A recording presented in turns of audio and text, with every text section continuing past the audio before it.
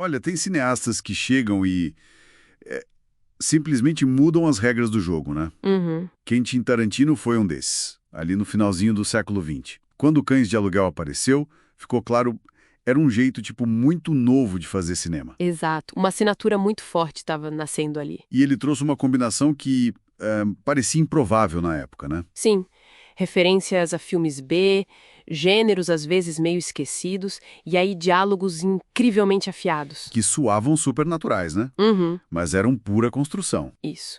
E uma violência gráfica, mas tratada de forma quase artística, sabe?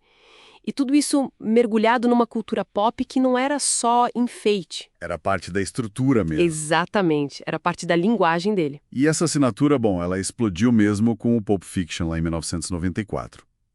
Foi ali que o estilo dele se consolidou e, para muita gente, redefiniu o que uma narrativa no cinema podia fazer. Totalmente.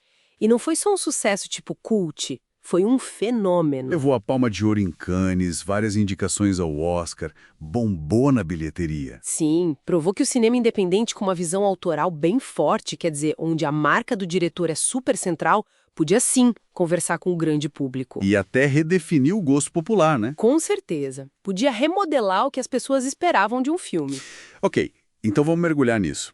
A conversa hoje é sobre a importância do Tarantino, mas olhando especificamente para Pulp Fiction. Isso, vamos focar no estilo, nas inovações e no legado que esse filme deixou. E aqui é onde fica realmente interessante, talvez começando pela característica mais óbvia, mas ainda assim super impactante. A narrativa não linear. Ah, sim. Pulp Fiction não conta a história em linha reta, né? Ele quebra tudo em segmentos. Exato. Um quebra-cabeça narrativo. E o interessante é que isso não é só um truque tipo para parecer inteligente. Essa estrutura quebrada realmente muda a experiência de assistir, né? Muda completamente. Você assiste a uma cena, depois vê outra que aconteceu antes no tempo da história. E de repente a primeira cena ganha um significado totalmente diferente. É como se a gente tivesse que reavaliar o tempo todo o que a gente sabe sobre aqueles personagens e situações. E o fascinante é como os diálogos entram nisso. Conversas que parecem banais, do dia a dia. A famosa discussão sobre o Royale with Cheese, né? Ou massagem nos pés. Isso. Só que o brilhante é como Tarantino usa essa banalidade. Como assim? Explica melhor. Bom, ele usa o mundano para ancorar personagens que vivem em situações extremas, sabe? Ah, entendi. Dois assassinos profissionais discutindo fast food. Exato. Isso cria um contraste muito poderoso com a violência que está prestes a acontecer ou que acabou de acontecer. Humaniza eles de um jeito inesperado, né? Uhum. E, ao mesmo tempo, cria uma tensão ali latente, porque a gente sabe que aquela calma é só superficial, os diálogos definem os personagens nessas peculiaridades. Falando em violência, esse é outro ponto-chave, né? É gráfica, às vezes choca. Sim, mas é sempre muito estilizada, quase coreografada. Isso. Não parece gratuita, faz parte de um espetáculo visual, assim. E frequentemente misturada com um humor muito ácido, muito negro. É como se a violência fosse também parte dessa linguagem pop do filme. Uma linguagem que bebe muito da intertextualidade, certo? Com certeza, Tarantino não tem vergonha nenhuma de mostrar as influências dele. Ele pega elementos do filme noir, dos western spaghetti. Filme de kung fu, cinema de exploitation. Isso, aqueles filmes mais baratos, focados em sensacionalismo, e ele mistura tudo isso. É quase um convite para o espectador. Olha quanta coisa legal existe na história do cinema. Não é só copiar, é recriar a partir dessas referências, né? Exato, é uma homenagem ativa. E dessa mistura toda saem personagens que, nossa, grudaram na cultura pop.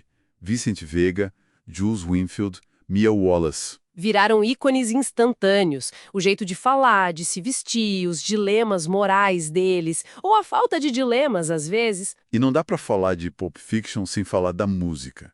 A trilha sonora ali não é só um fundo musical, né? De jeito nenhum, é quase um personagem ativo na narrativa. Pensa na guitarra surf de Missy Lowe explodindo logo na abertura. Nossa, aquilo estabelece o tom na hora.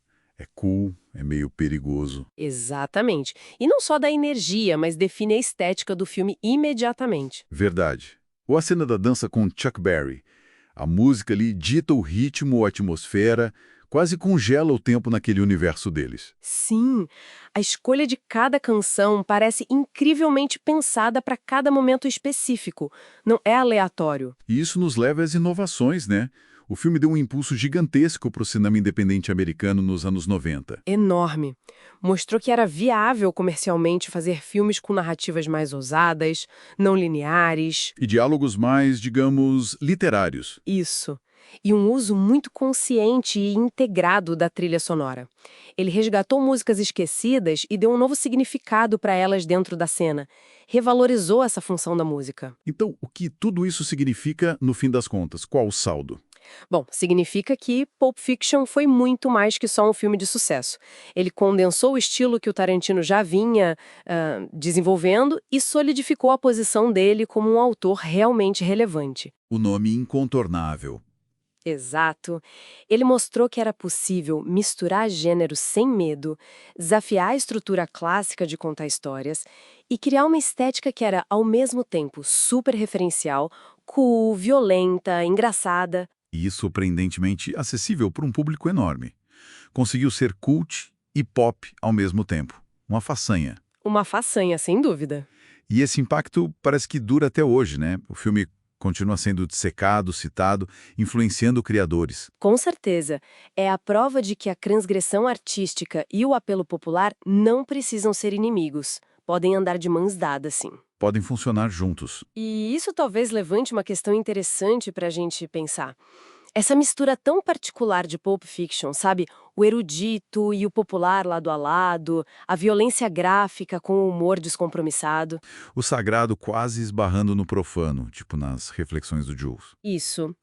Será que essa mistura toda não abriu caminho para muita da complexidade e da autorreferência que a gente vê em tantas séries e filmes hoje em dia? É uma boa pergunta. Fica a reflexão, né? Depois de Pulp Fiction, ainda faz sentido a gente querer traçar uma linha tão rígida, separando o que é entretenimento popular do que é arte cinematográfica. Talvez o Tarantino tenha embaralhado essas cartas de vez.